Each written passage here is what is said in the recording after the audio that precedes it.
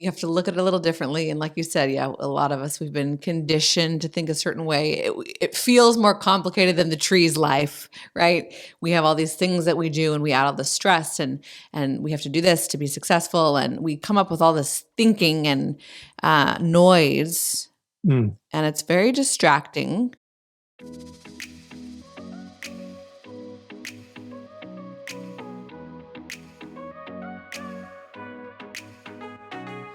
Hey everybody, welcome to Rewiring.live. I've got Liam Naden with me. How are you doing?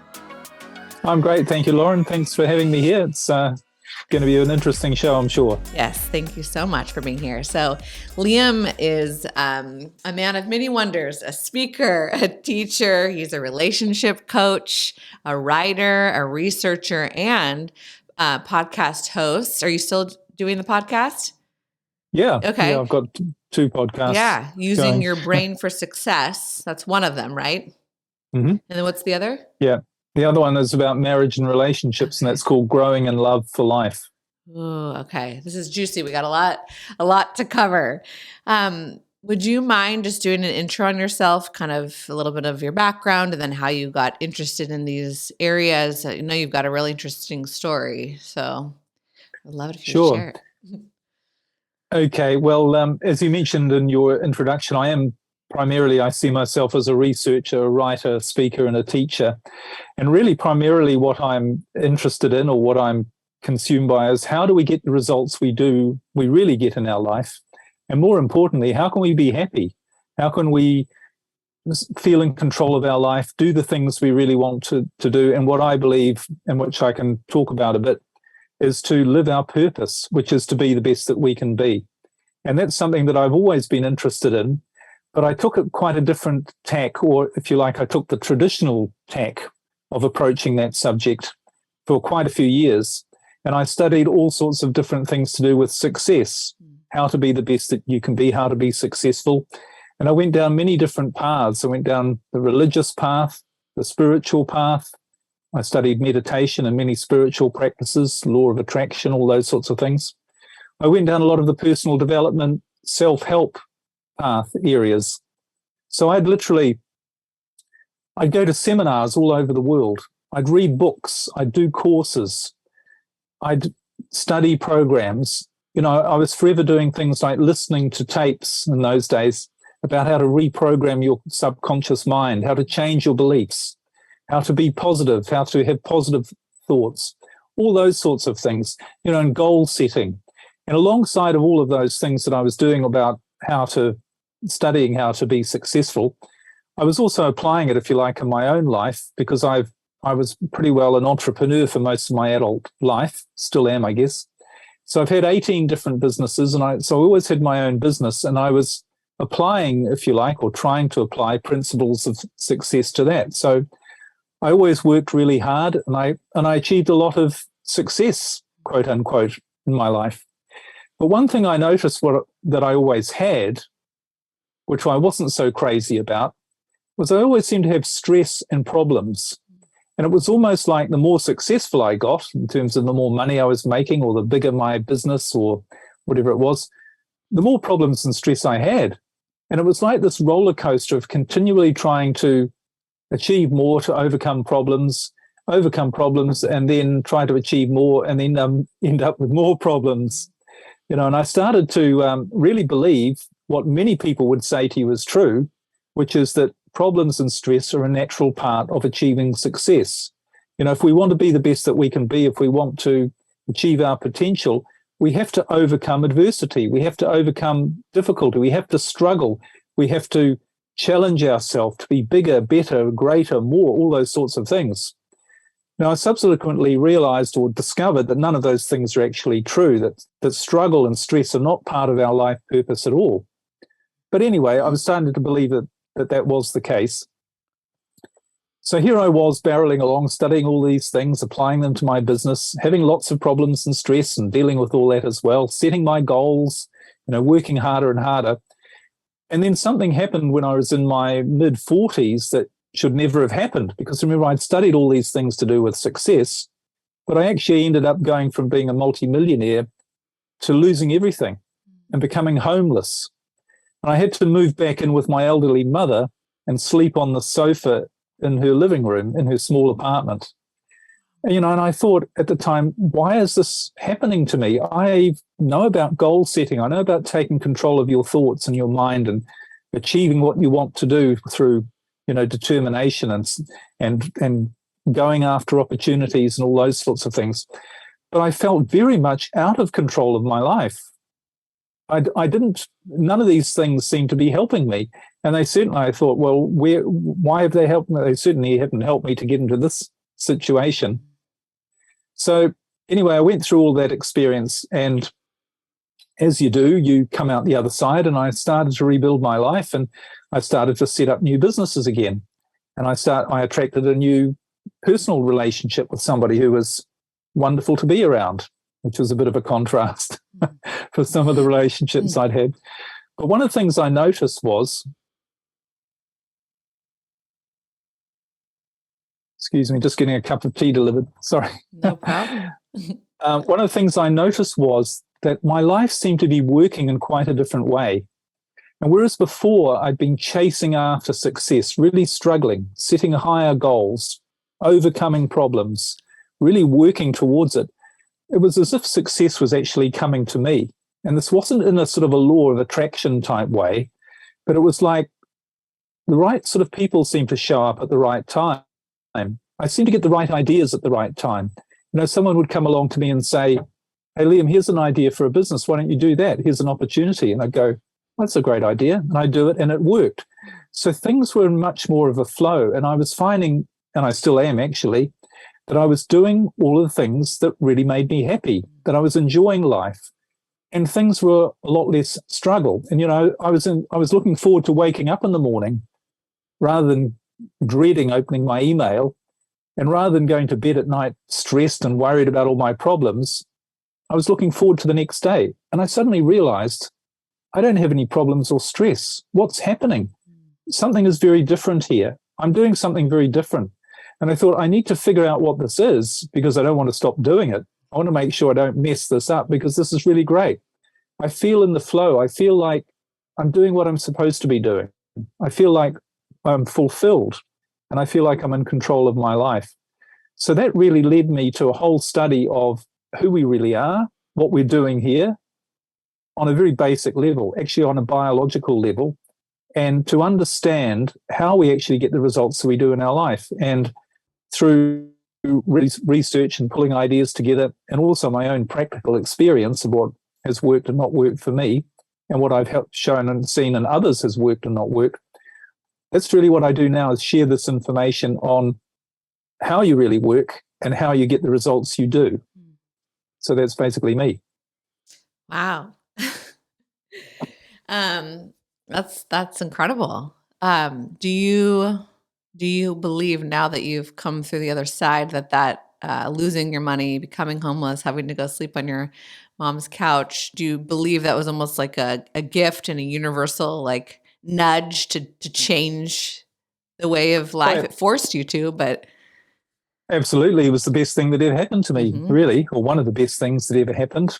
And that's the way it works. But what I've come to realize, and I'm sure we'll talk about this, is who we really are and how it all works. Because what I've come to realize is that things like gifts, mistakes, events in your life, whatever you call them, whether that you label them good or bad, they are all actually something that you create on a biological level, on a physical level. And it's all to do with how you're using your biology in the right way. It's not anything outside of you. Well, it is that your connection to something you're a part of that is greater, but it's actually something that you do physically. And this was something I'd never really considered before, because I always thought, well, you have to sit down and write your goals, and you have to struggle, and you have to learn this new technique. It's all stuff out there. It's not using what you've already got inside you on a physical level. Because here's the thing, and maybe I could just segue into this comment really, or this idea. What I noticed one of the changes between my old struggling life and my new being in the flow life, was I started to notice the world of nature more. I started to spend more time in nature, and I thought, something really strange here, because if you really look closely at nature, this physical, natural world we live in, it's full of success. Mm-hmm. Every living thing is quote unquote successful. It's being the best that it can be. And I thought, and of course, there's a small percentage, scientists have estimated, people who've done work on this have said, nature is 98% successful and 2% unsuccessful, which means that 2%, a plant might not be growing in the right place or might get swept away by a storm or whatever. But in general, every plant, animal, whatever living thing is being what it's there to be, without stress, without problems. But there's only one living species that isn't like that, and that's us, humans. We're actually 98% unsuccessful because we've got all these stress and problems. And if you were to ask most people, do you feel successful? They'd tell you what all their problems are and all the reasons why they feel bad. Very, very few people feel totally fulfilled, feel in control of their life, and feel that they're living naturally. And the really strange part about this is, if you want to analyze who you are, and I started with that as well, thinking, well, who am I? One thing that we very rarely look at is our biological selves. And that's really strange because we have a biological body. Now, that might not be all of who we are. We might have everyone, there've been lots of books written on who we really are. But we've got a biological mechanism somehow. We've got a physical body, and we live in a physical world that is also full of other biological mechanisms, other species. So a really good question to start with is to say, all right, you might not know what your purpose in life is, but what's your biological purpose? What's the reason you exist? What's the purpose of your biology? And all biological science will tell you, well, the answer to that question, all biological life, at its heart, at its essence, its purpose is to survive. Everything in nature is wired to survive and to do its best to survive. And of course, what gives it the best chance of survival? It's being its best. When an organism is at its best physically, and physically for most organisms, it has the greatest chance of survival. So in a very real sense, biologically, everything is designed to be the best that it can be to give it the greatest chance for survival. And with humans, we're exactly the same because we're biological as well. We've got all of the same mechanisms of nature. We exist in a natural world. But for us, being the best that we can be to give us the greatest chance of survival, to live biologically to our best, doesn't just mean physically. It means mentally, spiritually, and emotionally, which means to be happy, to feel good, to feel great. That's actually, when you're feeling good, that means you're being at your best, which gives you the greatest chance of your survival. So you actually have a biological purpose, and you are wired to aim to be the best that you can be, which means to feel happy, feel great. It doesn't mean to have problems. They don't help you survive. They weaken you. Yeah. So if you carry on this biological line of thinking, the next thing I thought, well, surely nature has a mechanism, a system, an apparatus, some sort of something that works, a law, if you like, to make sure this works. What has nature provided to ensure that everything strives to be the best that it can be? And it is a physical thing. It's a bit like nature has other laws. It has a law which says if you walk out off a cliff, you're going to go down. It's the law of gravity. It's just the way nature works. So nature does have a biological survival mechanism for every organism, and that's a brain. The sole purpose of a brain is to ensure that organism is striving to be the best that it can be so that it has the greatest chance of survival. That's fascinating. It's an interesting way of looking at it, isn't it? And I'd never really considered that before. Yeah, nature is really fascinating. And you think about it, it's quite logical. And the brain, turns out, it is actually just a machine. Its purpose is to do that, and it operates in a very specific way to fulfill that purpose. That's what it's wired to do. That's what nature, that's what this universe, life, is wired to do, is to use an intelligence called a brain to ensure that it has the greatest chance of survival by being the best that it can be. That's it. But here's the really interesting thing. If we're not being the best that we can be, then what's going wrong? What's happening? Well, if you think about any machine, because the brain is a machine, really, it's quite complicated in that sense, because it's got a big job to do to make us happy, successful, being the best that we can be. That's a big job. But it has the power to do that. But it is just a machine. And if you think about any machine, a motor car is a good example. We know what a motor car is. It's a machine. And it's designed to do a specific task, which is to take you from where you are to where you want to be. That's all it's there to do.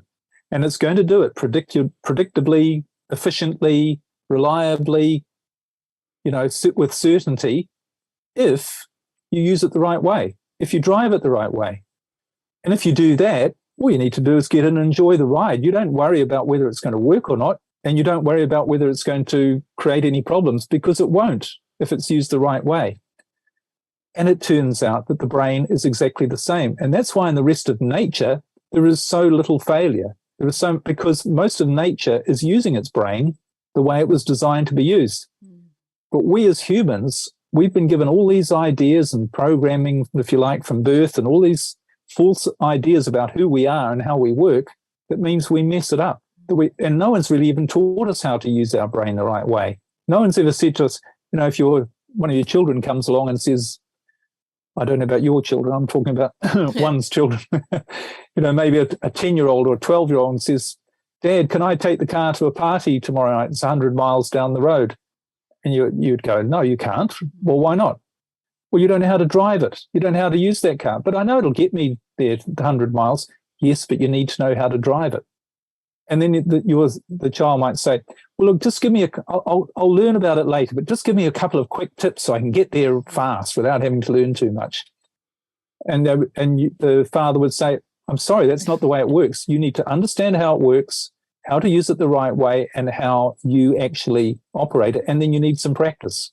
So we do it with a car, but no one ever comes along to us and says, what tends to happen with our brain is people say, well, I want all these things in my life. Show me how to get them. And you say, well, you actually have to learn, well, this is what I say, you have to learn how your brain works. You have to learn how the machine that is designed to get you those things without stress, struggle, or uncertainty, you need to learn how to use that machine. And people say, oh, just give me a quick tip. Just give me an idea that I can do it straight away. And again, I say to them, it's not about quick tips. It's about learning how to drive the machine. But the beauty is, just like with a car, if you put in the right fuel, and there's a few confusions about what that is as well, which I'm sure we'll talk about. If you put in the right fuel and use it the right way, you don't need to worry or doubt that it's going to get you to where you want to go. You don't need to get out, like you wouldn't get out of a car every 5 seconds and check that the engine's still running and the wheels are still turning. You just sit back and enjoy the ride and do what you need to do to get you there. Exactly the same with the brain. Wow. Well, you make it sound so easy, but I mean, as we know, it is. As we know, though, it takes some. You have to look at it a little differently, and like you said, yeah, a lot of us, we've been conditioned to think a certain way. It feels more complicated than the tree's life, right? We have all these things that we do, and we add all the stress, and we have to do this to be successful, and we come up with all this thinking and noise, and it's very distracting. And yeah, oftentimes we go along with things that we kind of just fall into, right? Careers or relationships, but it's not really truly fulfilling, but we stay in them and then we wonder why we're stressed. We create a lot of our own problems and suffering. So the consciousness, the awareness that you have and that you're speaking about is so valuable. Okay, so if it's not a quick tip, what are some things we can do to start learning that or relearning that, or however you want to, I don't know, how would you best, I guess, describe shifting to use your brain properly or find your biological purpose? Well, the first thing is really about understanding what I've been talking about. And I think these are simple concepts. You have a biological purpose, you have a biological body, you live in a biological vehicle that is in a biological world that's all wired for the same thing, which is to survive and be the best that it can be. Once you accept that, the next thing you need to accept is you have a machine that everything has that's designed to do that, and that is your brain. And then all you need to do is understand how the brain works, because it's a bit like a car again. If you know a car is a machine designed to get you to where you want to go, and all you need to do is learn how to drive it, that's all you do. And it doesn't need to be complicated. Sure, but it takes a little bit of understanding. It's not like you just want to quickly, read a manual or and then get in the car and expect to drive it, or somebody gives you a couple of quick tips. So, as I say, the first thing, when you understand your purpose, then you understand you have a machine that's capable and designed to have you live that purpose. Then the most important thing I've found, the next level of understanding, is understanding how the brain works. And what I've done is I've actually created a model which explains in fairly simple, non-technical language, although it's all backed up by science and technical terms, how your brain works. And the fascinating thing is, what I've found is most people, even when they just hear about this, it immediately tells them what they're doing wrong with the way they're using their brain. And it's like with the car, they go, oh, I've been using it the wrong way. No wonder I've been getting the wrong results. Now I know what to do. I just need to figure out how to do it in practice. So I think that's the beauty of it. So maybe I could share with you how the model for how your brain actually works. And I think, that'll clear a lot of the mystery, as it were. Sure. All right. So essentially, as I say, this is all backed up by science. This has all got technical terms, but you don't need to know all the technical names. You just need to know how it works. So essentially, we have 4 parts to our brain. You could even call them 4 brains, but they are parts of your brain. The first part is what I call the thinking brain. So it's got scientific terms. It's located in the top of your head. And this is the part of your brain that is responsible for gathering all of the information that you accumulate in every second of your life through your senses. So literally everything you smell, taste, touch, hear, or see, any ideas, any thoughts, whatever it is, these come in from your environment into your thinking brain, and they're stored there. So this is like a library or a database, a vast library of all of the information that you've picked up through your life in every moment up until and including this moment. That's the thinking brain. The second part of the brain is physically located just below the thinking brain. This is the feeling brain, the emotional brain. And this is responsible for how you feel. So it sends chemicals, without getting too technical, but it sends chemicals to the rest of your body to activate your feelings based on certain decisions that it makes. And so you can either feel really good, happy, loving, all those things, or whatever it is, to the other extreme, afraid, worried, anxious, those sorts of things. That's all managed by your emotional thinking brain. The third part of the brain is called what I call the survival brain.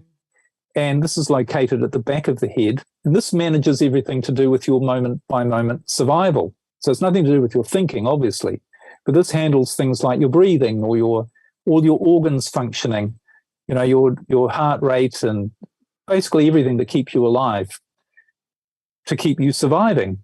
But there's one other thing that this part of your brain also manages, which is absolutely critical to your survival, and that is for the very odd, and in modern times it is very odd, unusual time, when you are presented by your environment with something that could be an immediate threat to your survival or something that could harm you.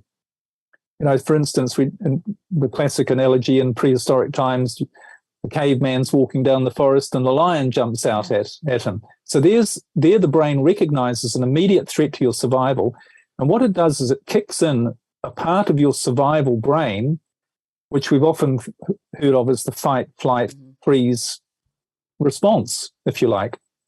And you react to this danger immediately without thinking, without, delay.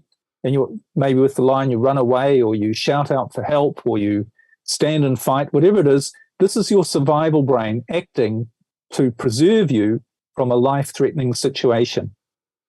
And that's perfect for what it's there for. Now, the fourth part of the brain, and this has only more recently become discovered, if you like, by science, and starting to realize this is at a different physical location to your brain, but it's what I call your creative brain. Now, your creative brain, this is not your thoughts, it's not your feelings, it's not your reacting to danger. This is things like your creativity, as the name suggests. And in fact, we hear about composers or musicians who write music and they say, I just heard the music and I wrote it down. I don't know where it came from. Or a writer who writes a poem or a book, they just write the words. They're like, I don't know where that came from, those ideas, or whatever it is. So your creative brain manages your creativity. It also manages your motivation. It gets you to do the right things and not do the wrong things. So this is also where the little voice comes from. I don't think that's the right thing to do, or I think that is the right thing to do. But when you're using this part of your brain, you're actually doing the right things as well. You're not just doing what we often do, which is think, I don't think it's the right thing to do, but we do it anyway. You actually do the right things. So all of this part of your brain, this is the part that manages your life for you to be the best that you can be. Because when you're creative, when you're imaginative, when you're resourceful, when your awareness is expanded, which is what it is in the state of using your creative brain, when you see the truth of what's going on in your life and your life situation, when you make the right decisions, when you know what to do, and not only that, when the right people come into your life, when the right situations happen, because on a low level of awareness, we call those things luck, chance, and synchronicity. But your brain is infinitely powerful. Its job is to manage your environment, to make sure that the right things happen for you to be the best that you can be. So it actually does manage all of those things as well. And here's the thing, when you're living in that state, when all of these good things are happening, what's really going on? You're feeling great. You're feeling loving, generous, excited about your life. You're being productive. You're achieving great things. You're making all the right decisions. You're being the best that you can be. And that's the state we're supposed to live in. And the only way we can live in that is by living from that part of our brain, not our thinking brain, not our emotional brain, not our survival brain, but from our creative brain, to allow all these things to be happening.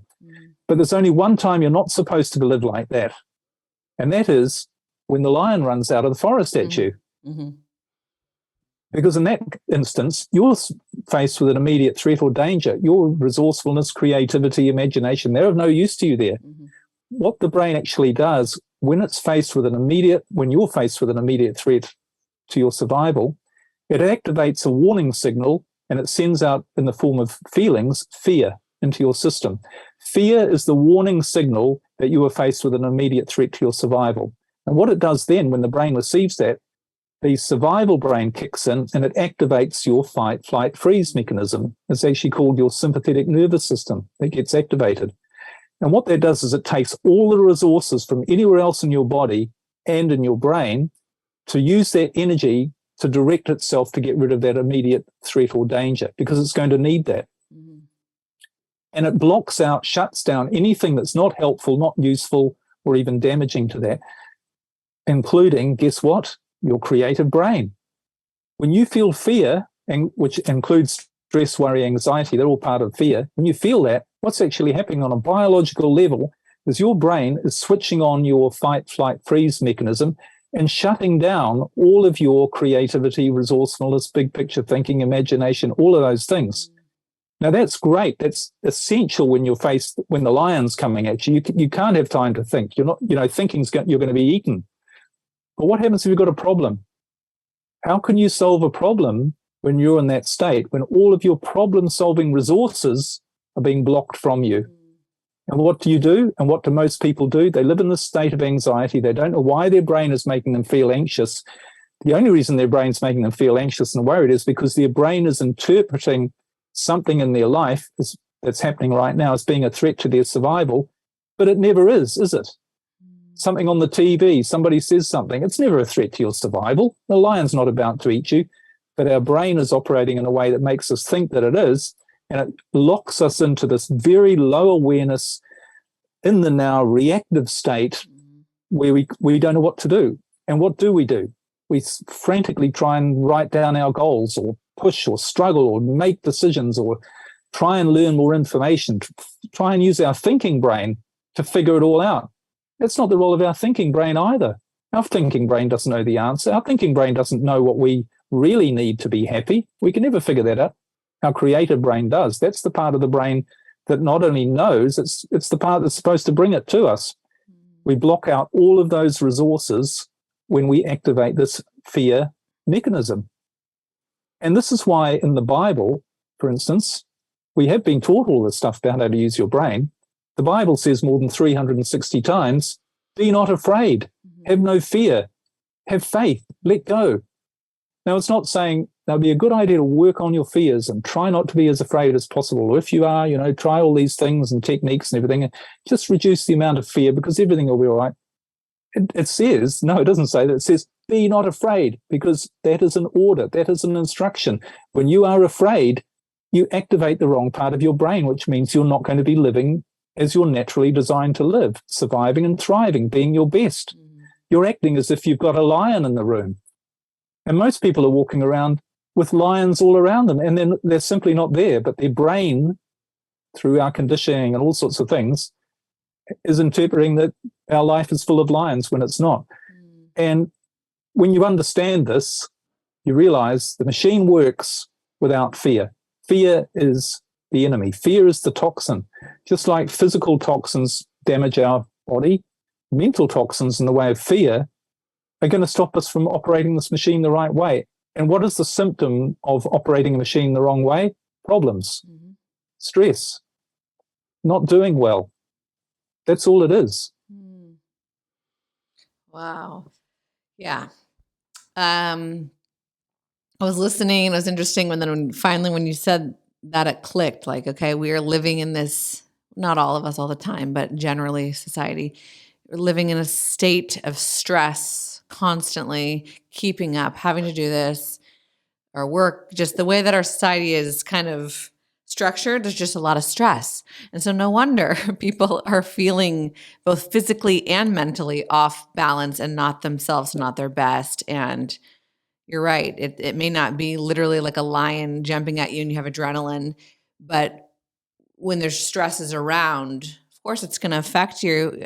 That makes so much sense. So I think beautifully said, beautifully explained, and comes back to awareness, consciousness. And I was going to ask you, that fourth part of the brain, I would assume intuition would fit in there. Oh, absolutely. Yeah. Like if this doesn't feel right, listen to that. You're literally, your brain is telling you. Really interesting. As you know, I do a lot of marriage and relationship coaching.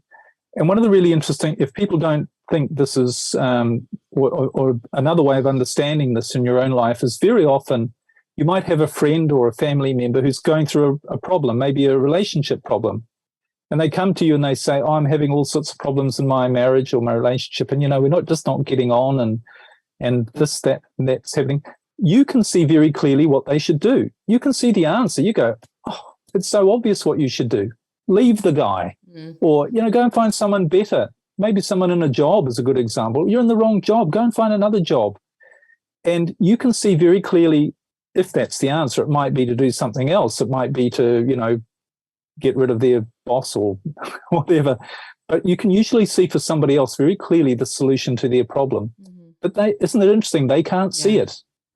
And they say to you things like, oh, no, I'm going to really work hard at it. And, I don't want to give up on this relationship. And everyone knows everyone knows that relationships are hard and you have to work at them and they're a struggle. And we've got too much to lose and all these things. What are they saying to you? They're saying, I'm afraid. And when they're in their fear state, what's happening? Their brain is blocking out all of their awareness on the right thing to do. They literally can't see the right thing to do. And even if someone was to come along and tell them till they're blue in the face, give them a written guarantee in writing what they should do, their brain won't allow them to see it. And it certainly won't allow them to act on it. And this is what keeps people stuck. And then they put so much effort into trying to solve their problems, but they're using the part of the brain that doesn't solve problems. That part of the brain is looking for problems because when the lion's out there, it's going, what else is in the grass? What else is here? So this is what keeps people stuck, and they don't realize that if you really want to live your life the way you're designed to live, which is being the best that you can be, which is in the flow, it's called being in the zone or in the flow, or really having a happy life, firstly, you have to believe it's possible. It's not only possible, it's the way nature is designed for you to live. Now, the fact that virtually nobody's doing it doesn't, if only one person is saying the truth, it's still the truth. And you only need to look at all of nature and see it as biologically the truth. But what you need to realize is that if you're living in a stressed state, that is the problem. You will never be able to fix your life in that state. So the enemy becomes not what's going on in your life. the enemy becomes what's causing you to feel bad. In other words, what do you have control over that you can eliminate from your life, or certainly massively reduce, that's making you feel bad? And you've got to realize that's the enemy. If someone came along to you with a glass of hydrochloric acid and said, this is the latest new fuel that runs cars, I'll put it in your car. You go, hang on a second, no. And they say, well, what's the problem? And you say, well, that's going to damage the car. It's going to wreck it, And they say, well, look, everyone else is considering using this as a new fuel. And if you really believe, and I've got all these things I can tell you about how good it is, and if you pray and if you have positive thinking and really focus on it, it'll be all right. It'll be good in your car. You go, that's not how it works. It doesn't matter what the justification, how you feel justified, as I say, that you should feel a certain way. Once you understand that this is the poison, that it's activating the wrong part of your brain, the part of your brain that's only designed to get you out of an immediate danger for a very short period of time. It's not able to design your life. Once you realize that, you realize that's what you need to focus on, not fixing anything in your life, just fixing how you're feeling. Right. And we can all do that. We can turn off the TV. We can turn off that conversation with somebody that makes us feel bad. We can not go and talk to that person who makes us feel bad. We can get rid of the employee who isn't working, or we can get a different job or a different relationship. We actually do have a choice over these things. And if we realize how crucial it was, it will never, ever live to our potential when we're blocking our brain from doing its job by allowing fear into our life, then that becomes your focus. That becomes, this is my mission. Mm-hmm. I've got to do this, not only for my own good, but for all the people that I care about. Because when you're being your best, that's when you're most loving. That's when you contribute the most to other people, to society. That's when you do great things. So you've got to do this. Yeah, it does help it impacts everybody. And I just feel, this is a broad statement. Not everyone's living like this, but from observations and being there, we're all human. We've all been through it. Having stress or being fearful, it almost, sometimes when you get stuck in a rut, it's almost like that's all you know. And it's your comfort zone. Like, this is just how it is. Like, life is just stressful. Life is just scary. And we kind of just settle for that. But we don't have to. We really don't have to. And if you knew you didn't have to, why would you settle for it? Right. And it doesn't make sense. But if you think it's inevitable, if you think that's the way life is, then you will settle for it. Right. Yep. And I think I've heard this before too, in the spiritual world a lot, and it really resonates with me, and it's changed my life. Look, fear is one of the lowest vibrations energetically. It's there Absolutely. for a reason, to protect you in certain situations, yes, but to be living in a constant state of fear, it's not healthy. It's not only unhealthy, it's not natural. And it doesn't feel good. And it damages you biologically on every level. Mm-hmm. Science is more and more realizing that virtually all disease, is created by stress. Because the purpose of fear, when the lion is about to eat you, you're designed biologically to put in an enormous amount of energy for a very, very short period of time to get rid of that danger. And that puts big stress on your physiology. Mm-hmm. But that's okay when it's only for a very short period, a few seconds or a few minutes or whatever. Mm-hmm. So your heart rate beats harder, and you're breathing in more oxygen, your muscles are all stronger, and all of those things. You need all of that. You might need all of that to survive that immediate danger, but it's not the way you're supposed to live, because it's too damaging to you on a long-term basis. The way you're supposed to live is without fear, without stress, and actually, again, what the Bible says: have faith, believe, trust, have no fear about tomorrow. Do not worry about what you shall eat, drink, or wear. That'll all be provided for you. It's provided by your creative brain, which is its job is to provide it for you, so that you're the best that you can be, so that you survive. This is the thing. Fear really is, it's a biological thing. It's not just a nice idea. Right. It's how we're designed to be. Yeah, you're right. But you don't want to be in that constant, because it's very taxing on the body and your adrenal system, and it can do a lot of damage. Definitely. Yeah. And that is a cool way of thinking about it. Like, our creative brain, how do you think people created the world we live in? They invented things. We figured out ways of building shelter. Way back our ancestors created shelter. Now we have different ways of doing it, but it's because we're creative and we figure out ways to survive. Exactly. Yeah. Everything benefits. Mm-hmm. But the other interesting thing about the creative brain, when you really think about it, here's another deep thought for your listeners.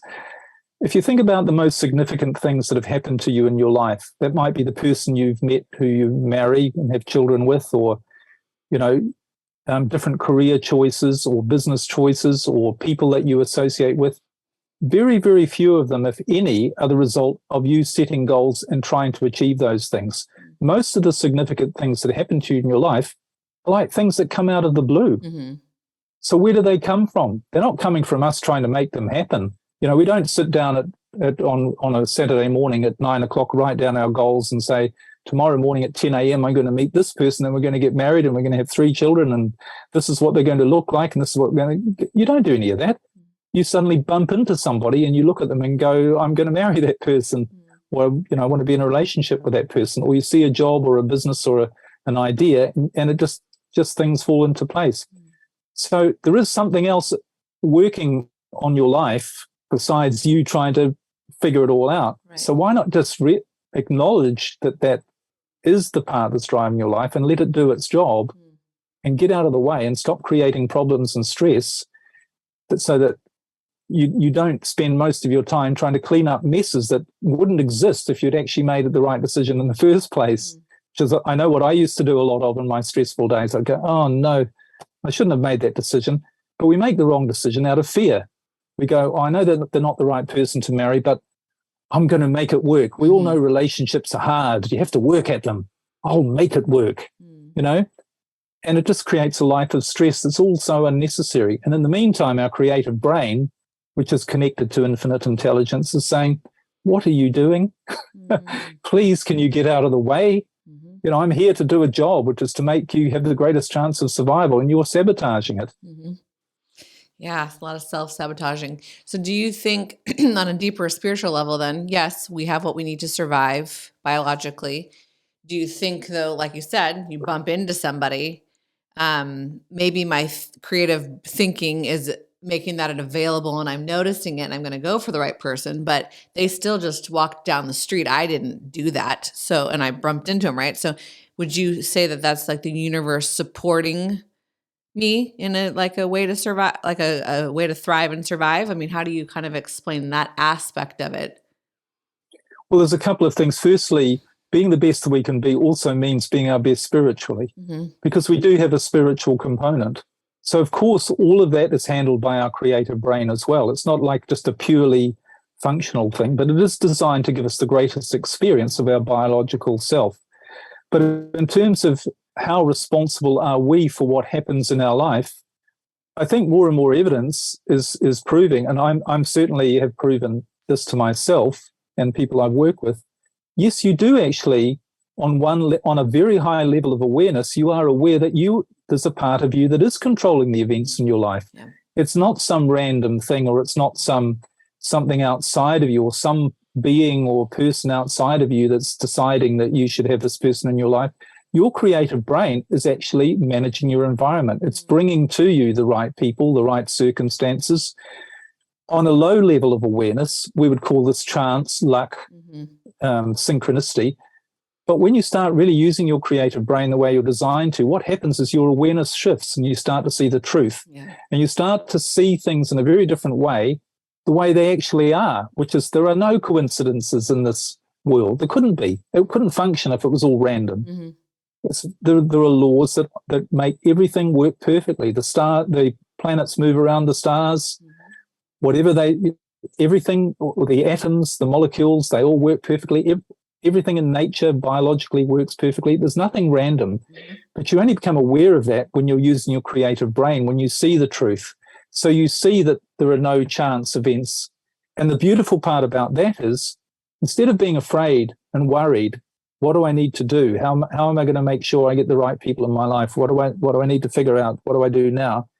You know that there's a part of your brain that's all you're thinking, fear-based stuff. It's a part of your brain whose job is actually to do it. So you can actually just enjoy your life, which is what you're supposed to be doing, and let your brain do it for you. Now, it doesn't mean you don't do anything. but you're putting in productive effort, creative effort that actually creates a result. Mm-hmm. And someone was saying to me the other day, actually, well, but you have to be persistent if you want to achieve anything. You're never at your more persistent. You are at your most persistent when you're loving what you're doing. Great people who are great at anything, they spend hours and hours a day doing it, whether it's a sport or anything else, and they practice. And a musician, they practice. They're not doing it because they don't enjoy it. They're doing it because they love it. So this is where you get all of these things happening, but you can't manufacture, you can't force it. Mm-hmm. But you put in the effort. You put in, but it's joyful effort rather than struggle. And that's what we're here to do. We're here to enjoy an adventurous life with effort and pleasure, which is doesn't mean you just sit there and do nothing. It's quite the opposite. You're more productive. But you do things that are really good for you and that you really enjoy, rather than struggling and trying to overcome problems and figure things out and trying to get somewhere else that you think you need to go, which is not in harmony with who you really are. Yeah, very well said. And you kind of mentioned this, but I think too, if you're in a balanced flow state, you someone walks by you, you could say, yeah, that's random, but you also have the consciousness to recognize that could be a really wonderful person for you, versus if you were living in the stressed state, you may not even recognize it. So that consciousness, the awareness is more there, which can help you achieve and enjoy these wonderful things that are in front of you, which you may have bypassed before because you were so distracted with your stress. In a stressful state, you don't see the right opportunities. Exactly. Your brain is focused on problems. Yeah. Your brain is saying, where is the lion in the grass? Mm-hmm. What other dangers are there? Its job is not to see your opportunities. Right. It's not there. It's designed to get rid of a threat there and then, and it's designed to find every threat that exists. Yeah. So you can't possibly do that. But the great thing is about your creative state, you're not even aware of, am I making the right decision or not? You just make the right decision. This isn't necessarily part of your thinking brain, and it's not even part of your emotional brain.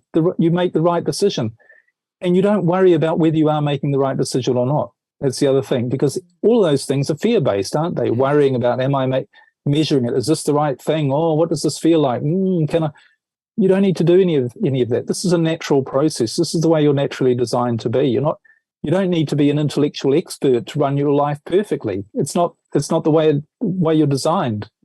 It's not about information and knowledge. It's about this part of your brain which is connected to infinite intelligence, which is interestingly enough, people talk about letting go and having faith, and you have to let go. This is how you do it. This is the part of you that you're trusting. It's a physical, biological part of you. So it's actually not faith at all when you understand it. Mm-hmm. Like a car, you don't have faith that your car is going to work.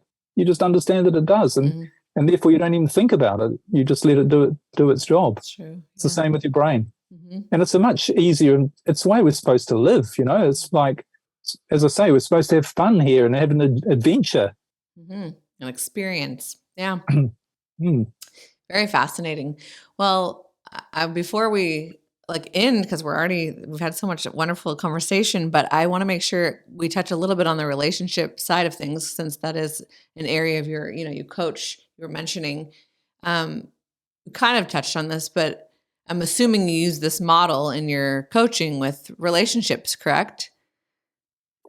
I more and more do. I've got coaching programs which are primarily designed for people who've got real problems in their marriage. Their husband or wife has said they want a divorce. Mm-hmm. But I've got a lot of powerful techniques and methods and ways to increase communication, get over feelings of hurt, mm-hmm. and all of those things, all of those blockages. But at the end of the day, what I realized, the more I did this coaching, is you can give all the people the right information, but that doesn't mean they're going to use it. And the reason they won't use it is because their brain won't allow them to use it, because their brain can't see that that's the right thing to do, and it won't let them do it. So like everything else, you can know the right things to do, but you've got to get your brain into a position where it will actually do the right things for you automatically. And this is the problem I found with so much counseling, if you like, relationship counseling, which unfortunately has a very low success rate.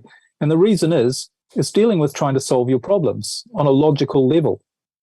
And if you sit down and you try and use your thinking brain to figure out what you're doing wrong and what you should do right, and we have an argument, and if they say that to me, then that means I should do this. Okay. You can learn all that stuff, but when it actually comes to the argument, you never do it. And you think, well, why didn't I do it? Hang on, what was I supposed to do? Why didn't I do it? Because again, relationships are a classic example. You've got to get rid of fear. If you want to have a wonderful relationship with somebody, you've got to remove your fears, because when you don't have fears, then you're being your true self. Then you're being your loving self. And that's when you can give the most to that relationship. But if you're worried about what the other person might think, or whether they're going to go off with somebody else, or if you might end up alone and with nobody else, and you might regret that relationship ended. If you have any of those fears, you're not going to do the right things. Mm-hmm. Even if you know what they are, right, you're still not going to do them. So this is why it's really so powerful for everything. Mm-hmm. Yeah, that makes sense. And I know you can't give all your secrets away and also explain it so quickly, probably in the time that we have, but I really understand the fear part. But let's just say you're in a good marriage. I'll put myself out there. I'm a real person. We have a young toddler, we have another one on the way. Life is busy. It's very transactional. How do you use the right side of the brain to, because it's fast and we're kind of bickery. Everyone's bickering. So how do you minimize that, what do you work on? What I would do is, if I was spending time with somebody, I would say, what are you afraid of that might or might not happen if you don't act in a certain way in your marriage? Mm. So you're afraid that the children aren't going to be brought up properly if you don't put in, in other words, what is causing the pressure in your marriage? What's causing the stress? Mm-hmm. What are you trying hard at? Mm. I want to make sure they have a good education, or I want to make sure that the children do this, or they grow up with this belief, or this habit, or I want to make sure my husband or my wife, that we get on in a certain way. All of that's based on fear. But if you say, if you change it and realize that if you don't have fear, you're going to create the perfect relationship and the perfect family for you. Now, it might not even look like what you think it's going to look like. It probably won't. Maybe it's something different. Mm-hmm. But you'll never know until you realize your creative brain will do all those things. If you just let go of all of the things that are causing you to feel stressed and think something has to, as I say, if I had more time with somebody, I'd help them understand and dig down, because a lot of this is subconscious. We aren't aware of it. Mm. But what is driving me? What am I worried about? What do I think needs to happen? They need to grow up in a certain way, or they need to have this belief, as I said, or whatever it is. And if you let all of that go and say, I don't actually have the answers to how to make my relationship great. I don't even have the answers to how long this relationship should last, or whether it's the right one for me. But I don't need to know, because my creative brain, if I just trust and I just do the best I can, and I just try and get rid of stress, you will do the right things, and things will turn out perfectly for you. It might be staying married to that person. It might not. Mm.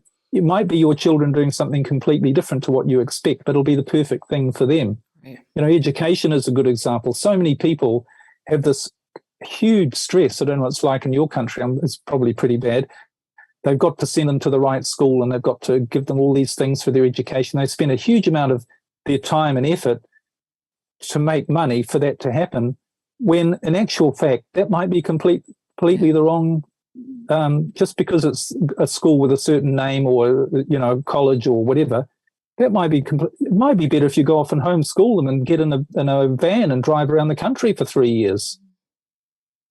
Might be you don't know, but you're not going to know. Your brain won't show you that until you get rid of your fear and your fixation on things have to be this way for things for me to be happy, and they don't.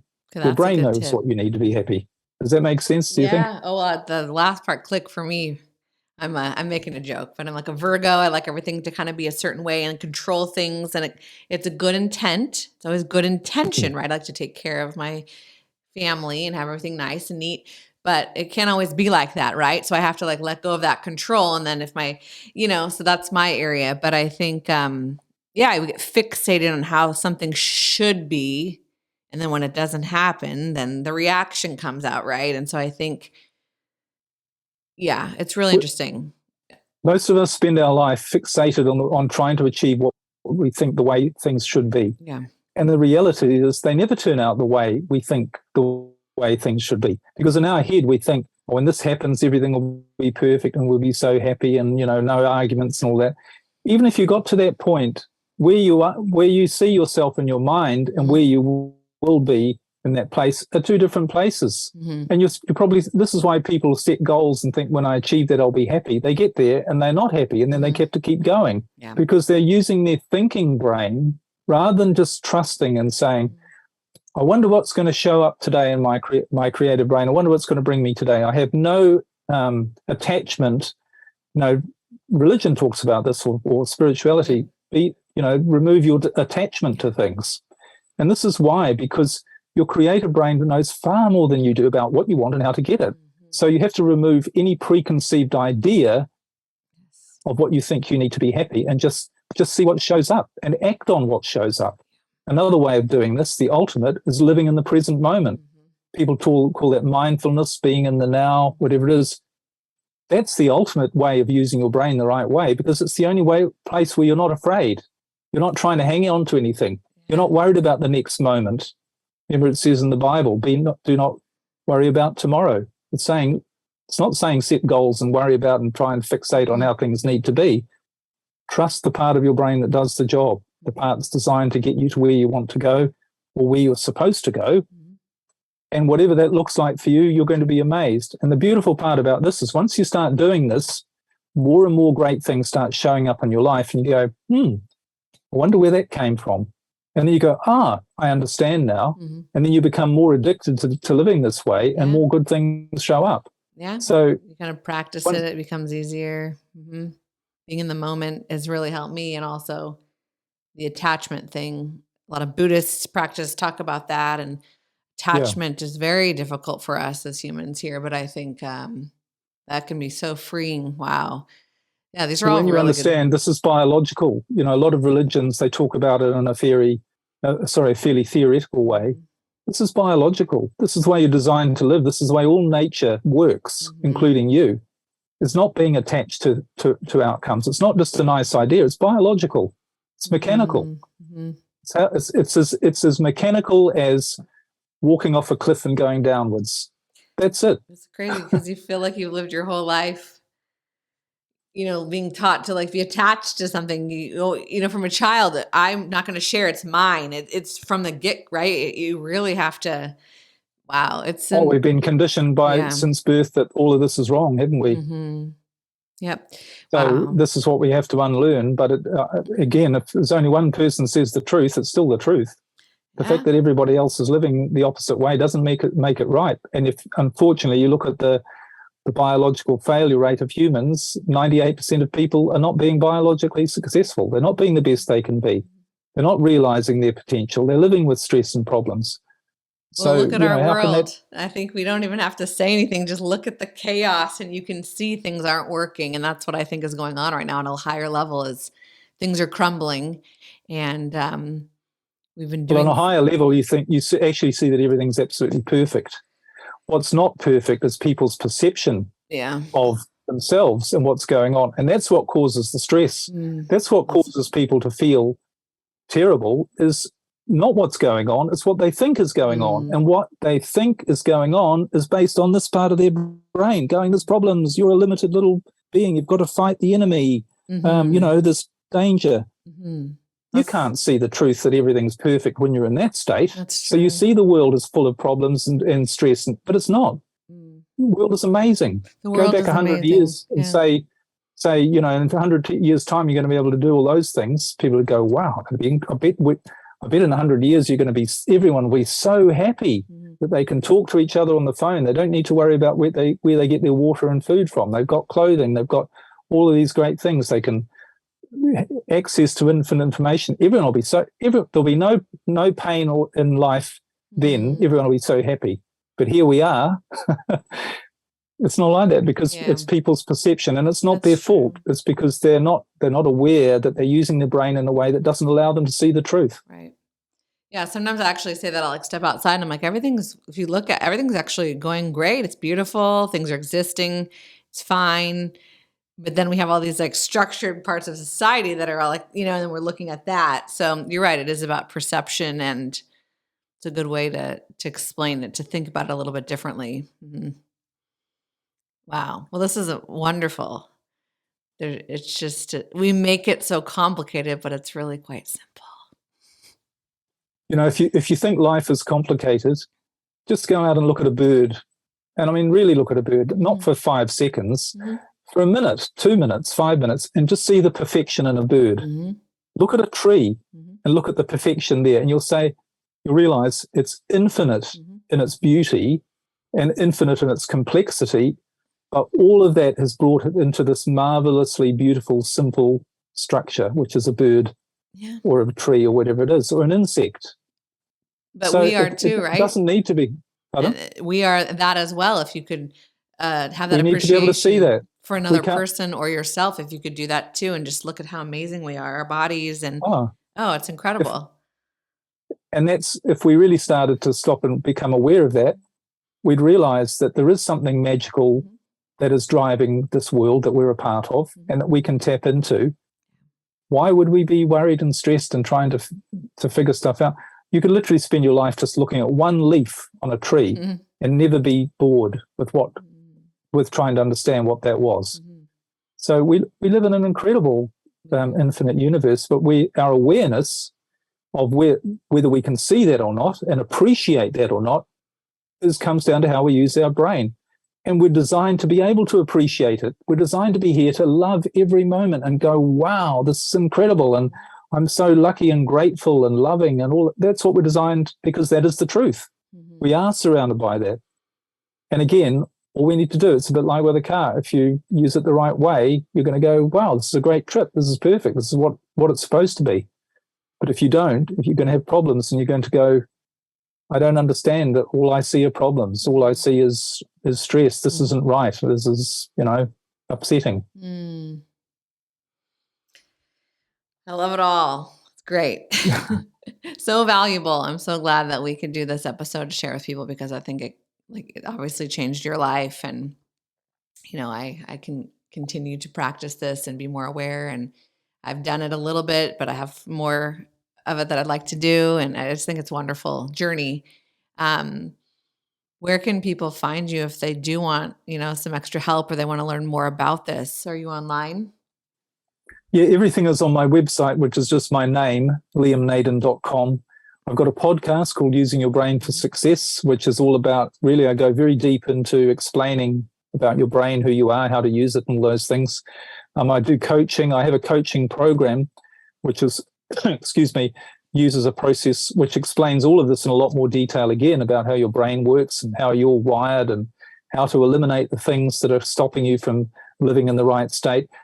And I also have a process there called Neuro-State Rebalancing as part of that program, because once you've stopped getting all this wrong fuel coming into your brain, you've got to retrain your brain to a degree to see the difference between what's a real lion and what's an imaginary lion, based on what's already in there. Because your brain, through your whole life, has made all of these associations and it's creating all these imaginary lions.